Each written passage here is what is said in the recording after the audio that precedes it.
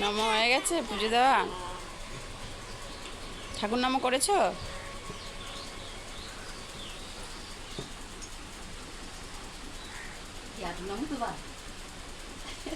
তুমি দেবা? তুমি দেবা নামু? দাও দাও দাও, শুয়ে পড়ে দাও। আমি এখন রুটি রান্না করব। তুমি কি খাবো? মাংস করে দাও। তারপর দেখছি। আমার ঠিক আছে দিদি রেখে দেবে। দিদি তো আমাদের মাংস রান্না করে খাওয়াবে বলছে। তুমিও খাবা?